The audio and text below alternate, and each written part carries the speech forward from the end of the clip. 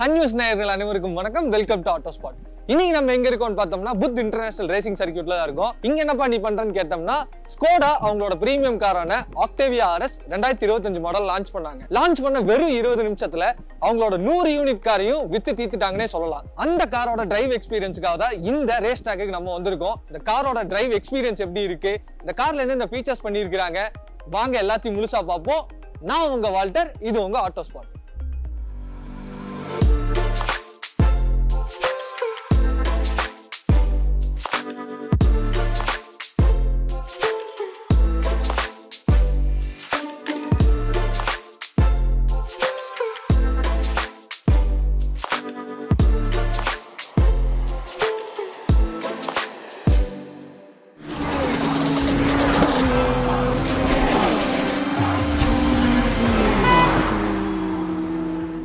இந்த premium காரான RS 2025 மாடலுக்கு முன்னாடி இவங்க கடந்து வந்த பாதைன்னு நம்ம பார்த்தோம்னா, ஸ்கோடா அவங்களோட முதல் ஆக்டோவியா காரை 2001 இந்தியாவில் லான்ச் பண்ணுறாங்க. லான்ச் பண்ணும்போது அதுக்கு நல்ல வரவேற்பு இருந்ததுன்னே சொல்லலாம். அப்போதைக்கு மார்க்கெட்டில் காம்படிட்டராக இருந்த மிட்சுபிஷி லான்சருக்கும் அப்புறம் எஸ்டீம், மாருதி எஸ்டீம் இந்த மாதிரி கார்களுக்கு ஒரு நல்ல ஒரு செடான் போட்டியாக உள்ளே வந்தது தான் ஆக்டேவியா. நெக்ஸ்ட் 2004 இவங்க ஜென் 1ஓட RS, அதாவது ஆக்டேவியா RS காரை இந்தியாவில் லான்ச் பண்ணுறாங்க.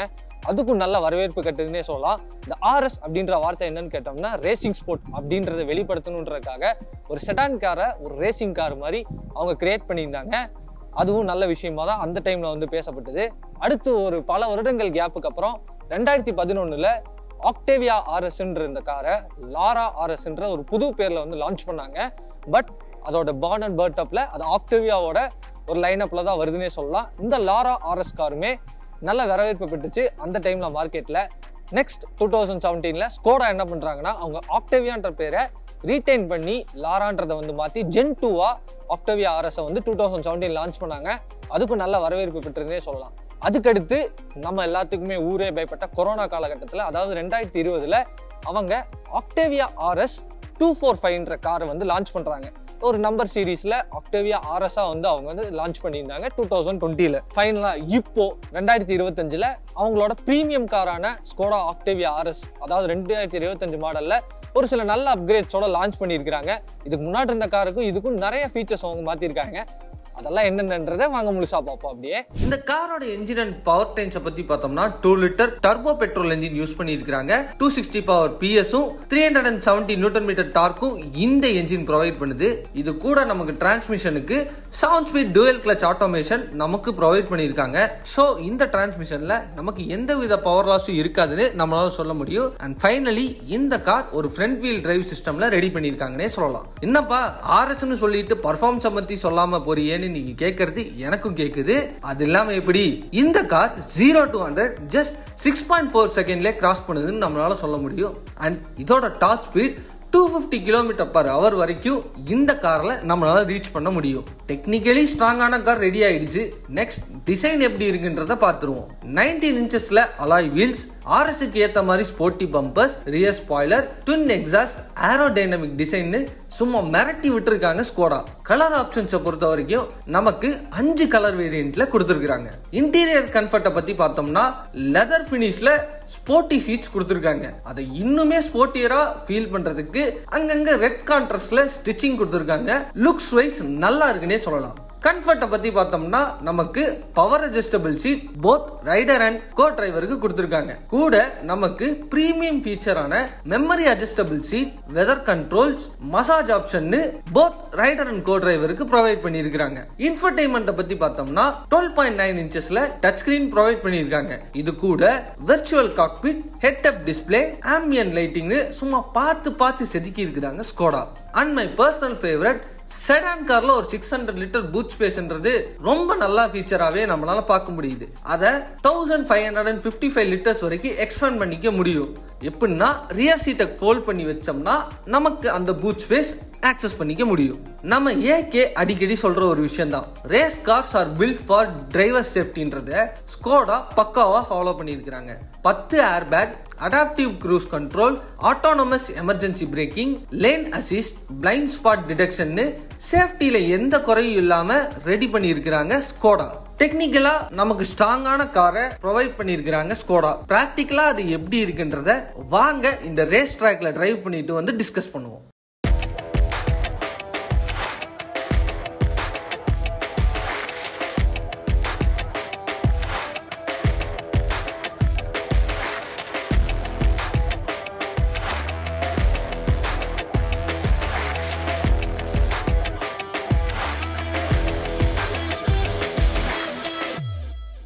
ஓகே, இதை நம்ம இன்னைக்கு ஸ்டுடியோல இருந்து தான் டிஸ்கஸ் பண்றோம். பிகாஸ் அந்த காரை ஓட்டினதுக்கு அப்புறம் நமக்கு கிடைச்ச ஃபன் அண்ட் த்ரில்ல வேற எந்த விஷயத்தையும் யோசிக்க முடியல. அதனால இப்போ அந்த காரோட டெக்னிக்கல் ஆஸ்பெக்ட்ஸுக்கும் அந்த காரோட ரைட் குவாலிட்டிக்கு எப்படி இருக்குன்றத முழுசா டிஸ்கஸ் பண்ணலாம் வாங்க.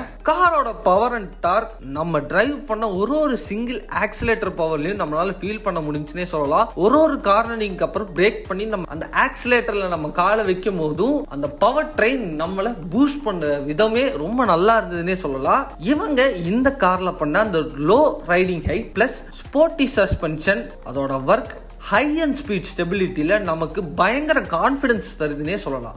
அண்ட் த மெயின் முக்கியமான ஃபீச்சர் இந்த காரோட ஸ்டீரிங்ல பண்ண ஒர்க்ஸ். ஸ்டீரிங் கண்ட்ரோல் இந்த காருக்கு சீரியஸ்லி நம்ம ஒரு ரேஸ் கார்ல உட்கார்ந்து இருக்கிற ஃபீல நமக்கு தருதுன்னே சொல்லலாம். ஒரு கார்னரும் சரி, ஒரு கட்சன்டேனுமே ரொம்ப ஈஸியா அது வந்து ஃபிளிக் ஆகி போகுது.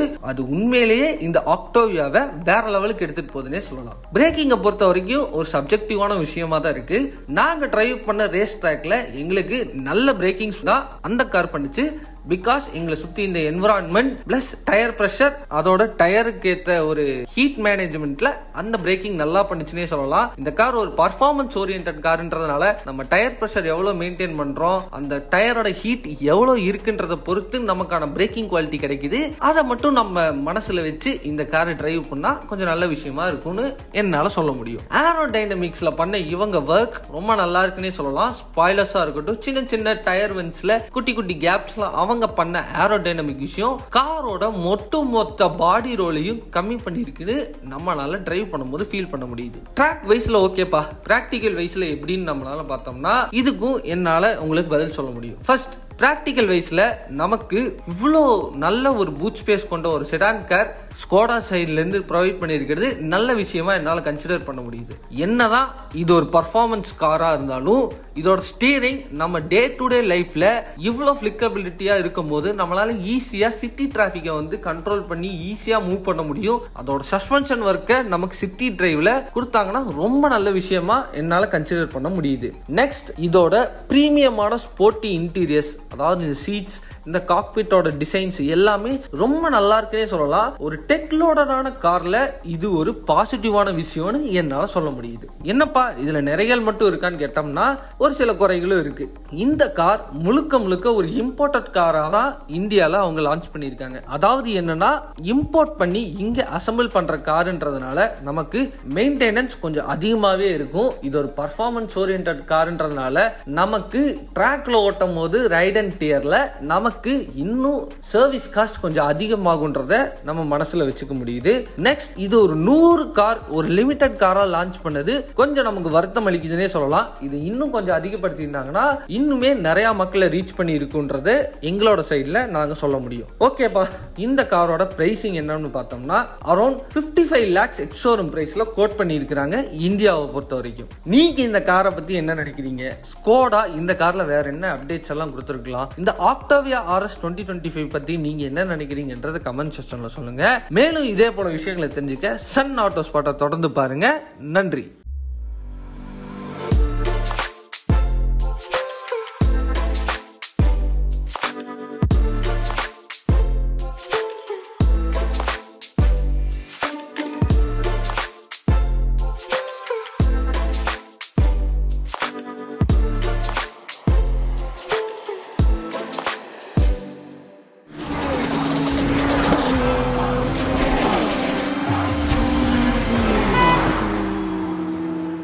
உடனுக்குடன் செய்திகளை தெரிந்து கொள்ள சன் நியூஸ் பெல் ஐகானை கிளிக் பண்ணுங்க.